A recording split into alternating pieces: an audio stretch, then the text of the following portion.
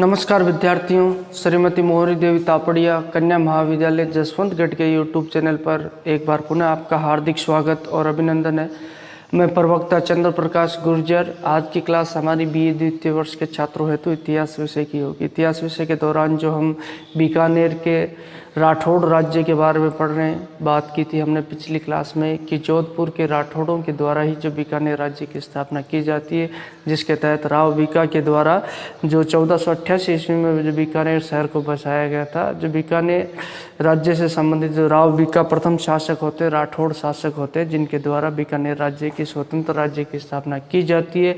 राव जोधा के द्वारा प्रोत्साहित किया जाता है अपने बंधु बांधवों, भाइयों और राठौड़ों को अन्य क्षेत्रों को जीतने के लिए। तो उसी में से जो ये उसके पुत्र राव जोधा के पुत्र राव बीका के द्वारा जो बीकानेर क्षेत्र में स्वतंत्र राज्य की स्थापना की जाती है, जिसके तहत हम जो मूलतः जो हमारा उद्देश्य है राजा राय सिंह के बारे में पढ़ेंगे। हम बीकानेर राज्य के तहत जिनके द्वारा जो जिनकी शासनावधि के बारे में अगर बताएं तो 1574 ईस्वी से लेकर 1612 ईस्वी तक का उनका शासनकाल रहता है। बीकानेर के राजा राय सिंह से पूर्व होने वाले शासकों के बारे में हम थोड़ी बहुत जानकारी जो हासिल करेंगे। अगर बात की जाए उन शासकों की थोड़ी बहुत ऐतिहासिक पृष्ठभूमि के बारे में जानेंगे, जिसके तहत हमने पिछली क्लास में राव बीका के बारे में जाना, किस तरीके से उनके द्वारा जो बीकानेर राज्य की स्थापना की जाती है। और जब ये जो इनकी मृत्यु होती राव बीका की, उस समय लगभग 40,000 वर्ग किलोमीटर तो बीकानेर का जो क्षेत्रफल होता है। उसके पश्चात होने वाले शासकों के बारे में आज मूलतः हम जो बात की जाए तो नरा जो राव बीका का पुत्र और उसके अलावा जो राव बीका का दूसरा पुत्र लूणकरण, इन दोनों शासकों के बारे में पढ़ेंगे। बीकानेर के शासक प्रथम शासक जिसके द्वारा बीकानेर राज्य की स्थापना की गई, राव बीका की मृत्यु हो जाती है। राव बीका की मृत्यु कब होती है जो बात की जाए तो 1504 ईस्वी में राव बीका की मृत्यु हो जाती है। राव बीका की मृत्यु होने के पश्चात उसका सबसे बड़ा पुत्र होता है कौन, नरा। वह उत्तराधिकारी बनता है, यानी बीकानेर राज्य का शासक बनता है। लेकिन शासन बनने के पश्चात बीका का बड़ा पुत्र जो शासक बन जाता है, बात की जाए जो बीका की मृत्यु के पश्चात उसका नाम क्या होता है, नरा होता है। लेकिन ये शासक बनने के पश्चात कुछ समय तक ही शासन करता है, कुछ महीनों तक इसके द्वारा शासन किया जाता है और कुछ महीनों के पश्चात इसकी क्या हो जाती है, अकस्मात मृत्यु हो जाती है। अब जब इसकी मृत्यु हो जाती है तब ये निसंतान होता है, इसके कोई संतान नहीं होती। हालांकि अगला उत्तराधिकारी कौन होगा, तो उत्तराधिकारी राजा का बेटा ही होता है, ज्येष्ठ अगर बात की जाए तो।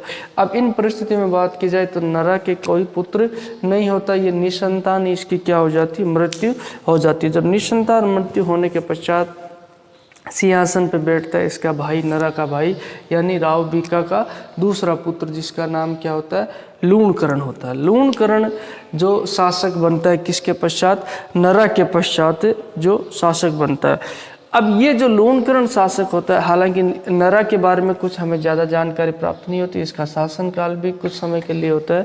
लूणकरण जो वाकई में पराक्रमी और साहसी शासक होता है राव बीका के पश्चात, इसके द्वारा जो बीकानेर राज्य की सीमाओं को, बीकानेर राज्य के क्षेत्रफल को बढ़ाने का प्रयास किया जाता है और बीकानेर राज्य में अन्य प्रदेशों को जीतकर इसके द्वारा मिलाने का प्रयास किया जाता है। सबसे पहले अगर बात की जाए तो ये लूणकरण सिंहासन पर बैठता है। तो सिंहासन पर बैठने के पश्चात ही इसके द्वारा बात की जाए जिन सरदारों के द्वारा, जिन जमींदारों जागीरदारों के द्वारा जो राव बीका की अधीनता में शासन कर रहे थे, उनके द्वारा क्या कर दिए जाते हैं, विद्रोह कर दिए जाते हैं और क्षेत्र में अराजकता और अव्यवस्था फैल जाती है राव बीका की मृत्यु के पश्चात। और उनके द्वारा जो उन क्षेत्रों में लूटमार पुनः शुरू कर दी जाती है। जैसा कि तुम्हें पता होगा स्थानीय कबीलों के बारे में, जिसमें भाटी, क्यामखानी है, खिंची, मोयल, चौहान है, इन सरदारों के द्वारा क्या कर दिया जाता है, पुनः लूटमार कर दिया जाता है। और जो इस शासक लूणकरण के शासक की जो लूणकरण शासक उसकी अधीनता मानने को अस्वीकार कर दिया जाता है। तो उन परिस्थितियों में राज्य में जो अराजकता का माहौल बना हुआ रहता है, तो इसके द्वारा सबसे पहले क्या किया जाता है, जो विद्रोही सरदार है उनको उन पे आक्रमण करके उनको पराजित किया जाता है और उनका दमन इसके द्वारा कर दिया जाता है और इस क्षेत्र में पुनः जो शांति व्यवस्था स्थापित की जाती है बीकानेर राज्य में इसके द्वारा। जो लूणकरण के द्वारा बात की जाए। और उसके अलावा जो विद्रोही सरदारों का दमन करने के पश्चात इसके द्वारा क्या किया जाता है, राज्य की सीमाओं को बढ़ाया जाता है, जिसके लिए उसके द्वारा कई तरह के सैन्य अभियान किए जाते हैं। उन मूलतः सैन्य अभियानों के बारे में हम जिक्र करेंगे। कई शासकों के इस पर आक्रमण होता है, अंततः ये लड़ते हुए ही वीरगति को प्राप्त होता है। बात की जाए तो लूणकरण की, तो राज्य की सीमाओं को बढ़ाने का निश्चय इसके द्वारा किया जाता है। तो उसी दौरान इसके द्वारा अपने जो पड़ोसी क्षेत्रों पर कई तरह के सैन्य अभियान किए जाते हैं और उन क्षेत्रों को जीतकर बीकानेर राज्य में मिलाया जाता है और बीकानेर राज्य की सीमाओं को बढ़ाया जाता है। सबसे पहले बात की जाए तो 1513 ईस्वी में क्या होता है, जो नागौर का शासक होता है, मुस्लिम शासक होता है नागौर क्षेत्र का, जिसका नाम मोहम्मद खां होता है। अब इस शासक के द्वारा क्या किया जाता है, बीकानेर राज्य की स्थिति को देखते हुए जो अराजकता और अव्यवस्था फैली हुई थी, उस स्थिति में इसके द्वारा क्या कर दिया जाता है, बीकानेर राज्य पे आक्रमण कर दिया जाता है। अब जब इसके द्वारा बीकानेर राज्य पे आक्रमण किया जाता है, लूणकरण के द्वारा जो डटकर मुकाबला किया जाता है और इसको पुनः जो पराजित करके जो बीकानेर राज्य से खदेड़ दिया जाता है, ये लूणकरण की पहली जो सफलता हमें देखने को मिलती है। वाकई में जो इसके द्वारा जो नागौर के शासक मोहम्मद खां को पराजित करके पुनः उस वहाँ से बीकानेर राज्य से खदेड़ दिया जाता है। अब इससे ये काफ़ी जो प्रोत्साहित होता है, इससे प्रोत्साहित होने के पश्चात इसके द्वारा जो अपने पड़ोसी शासक की बात की जाए, जो राव जेत सिंह है, जो भाटी शासक है ये राव जेत सिंह, इसके राज्य पे आक्रमण करने का निश्चय किसके द्वारा किया जाता है, जो लूणकरण के द्वारा। जैसा कि पहले आपको पता मैंने बताया था कि पुंगल का क्षेत्र भी जो बीकानेर राज्य के अधीन उस वक्त तक आता था।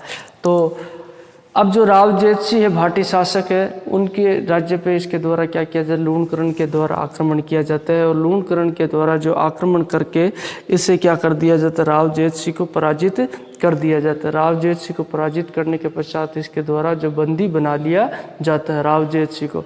अब दोनों के बीच में फिर क्या हो जाती है, सुलह हो जाती है, संधि और समझौता हो जाता है, जिसके तहत बात की जाए जो राव जेत सिंह है उसकी पुत्रियों का विवाह जो लूणकरण के पुत्रों के साथ कर दिया जाता है और दोनों शासकों के बीच में क्या है, वैवाहिक संबंध स्थापित हुए, जो मैत्रीपूर्ण वैवाहिक संबंध स्थापित हो जाते हैं, जिससे उनमें के बीच में मैत्रीपूर्ण संबंध भी स्थापित हो जाते हैं। तो ये जैसलमेर राज्य की तरफ जो इस तरीके से इसके द्वारा सैन्य अभियान किया जाता है, ये लूणकरण की सफलता रहती है। और उसके अलावा जो बात की जाए, ये जो इस सफलता से ये प्रोत्साहित हो जाता है और उसके पश्चात इसके द्वारा अन्य क्षेत्रों को जीतने का निश्चय किया जाता है। उन क्षेत्रों में इसके द्वारा जो नारनौल का क्षेत्र है, नारनौल के क्षेत्र पे आक्रमण किया जाता है। और नारनौल क्षेत्र पे बात की जाए तो शासक कौन होता है, शेख अबी मीरा होता है। शेख अबी मीरा वहाँ का शासक होता है। तो उस तरफ इसके द्वारा जो सैन्य अभियान किया जाता है। हालांकि इस सैन्य अभियान में बात की जाए, जो नारनौल के शासक है शेख अबी मीरा के द्वारा क्या कर दिया जाता है, जो लूणकरण को पराजित कर दिया जाता है। और इसी युद्ध के दौरान जो लूणकरण लड़ते लड़ते जो क्या हो जाता है, जो वीरगति को प्राप्त हो जाता है। शेख अबी मीरा के द्वारा क्या कर दी जाती है, लूणकरण की हत्या कर दी जाती है और बीकानेर की सेना क्या हो जाती है, पराजित हो जाती है। बीकानेर की सेना पराजित होने के पश्चात युद्ध क्षेत्र से भाग जाती है, रणभूमि छोड़कर भाग जाती है। और इस तरीके से जो बात की जाए, लूणकरण की क्या हो जाती है, मृत्यु हो जाती है। अब लूणकरण की मृत्यु होने के पश्चात अगला शासक कौन होगा, अगला शासक उसका पुत्र जेत सिंह होगा, जिसके बारे में हम अगली क्लास में पढ़ेंगे, जेत सिंह और कल्याणमल के बारे में। और उसके पश्चात हम जो राजा राय सिंह, जेत सिंह के पश्चात उसका पुत्र राव कल्याणमल होगा और कल्याणमल के पश्चात राजा राय सिंह होगा। लूणकरण की मृत्यु के पश्चात उसका बड़ा पुत्र कौन, जेत सिंह शासक बनेगा। और जेत सिंह के द्वारा जो सबसे पहले हम देखेंगे क्या किया जाएगा, जो नारनौल के युद्ध में बात की जाए, नारनौल के युद्ध के दौरान जो कई जो सरदारों के द्वारा क्या कर दिया गया था, लूणकरण के साथ विश्वासघात किया गया था। उसी विश्वासघात के कारण जो लूणकरण क्या हो जाता है, पराजित हो जाता है। पराजित होने के पश्चात शेख अबी मीरा के द्वारा उसकी हत्या कर दी जाती है। तो जब ये जैसे ही जेत सिंह इसका पुत्र शासक बनेगा, तो सबसे पहले जिन लोगों के द्वारा जो लूणकरण के साथ विश्वासघात किया था, उन लोगों का दमन उसके द्वारा सबसे पहले किया जाएगा। विद्रोही सरदारों का दमन इसके द्वारा किया जाएगा। और इसी दौरान जब जेत सिंह शासक बनेगा, तो हम देखेंगे उन परिस्थितियों में जो उत्तरी भारत की राजनीतिक स्थिति भी बदल जाएगी, जिसके तहत हम देखेंगे पानीपत का प्रथम युद्ध भी हो जाएगा 1526 ईस्वी में, जो इब्राहिम लोदी और बाबर के मध्य और मुगल सत्ता की स्थापना हो जाएगी। उसके पश्चात जो खानवा का युद्ध होगा, जो राणा सांगा और बाबर के मध्य, जिससे क्या होता है राजपूत शासक भयभीत हो जाएंगे और राजपूताना में जो मुगलों की धमक हमें देखने को मिलेगी। और उस तरीके से जो बात की जाए भारत में मुगल सत्ता और साम्राज्य की स्थापना हो जाएगी जैत सिंह के समय। ये चीज़ें हम जो विस्तृत रूप से पढ़ेंगे। उत्तर भारत की राजनीति में भारी परिवर्तन हमें देखने को मिलेगा। जैत सिंह के समय मुगल साम्राज्य की स्थापना हो जाएगी। बाबर के द्वारा जो राजपूताना के क्षेत्र को भी जीत लिया जाएगा, जिसमें मेवात, आमेर, सांबेर व नागौर।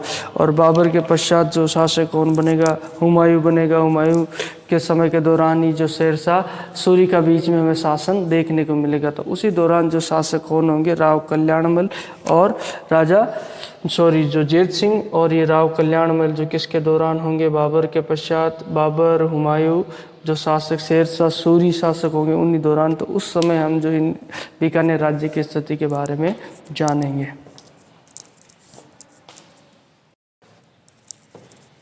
तो विद्यार्थियों, आज की क्लास में हमने जो बीकानेर राज्य के शासक है, जो एक तो राव बीका के पुत्र नरा और लूणकरण के बारे में जाना।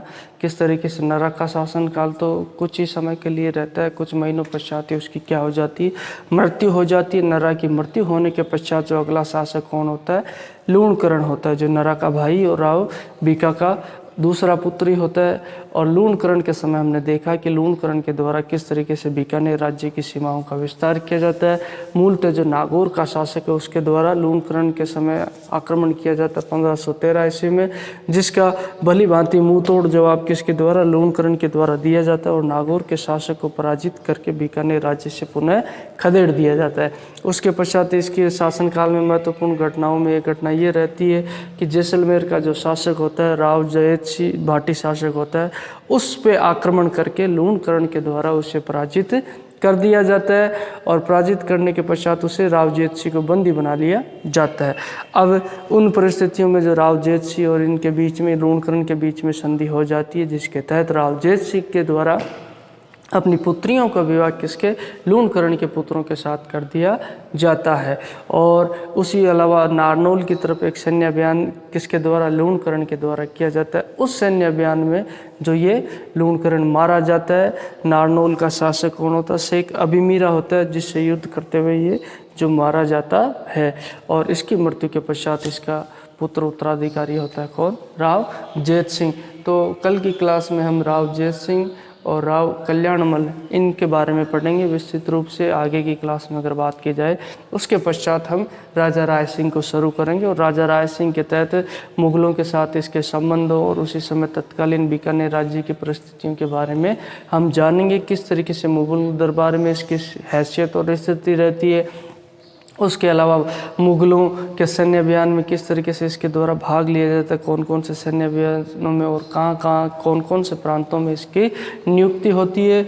और राजा राय सिंह के द्वारा किस तरीके से वैवाहिक संबंध भी मुगलों से स्थापित कर लिए जाते, उन सभी चीज़ों का हम उल्लेख करेंगे।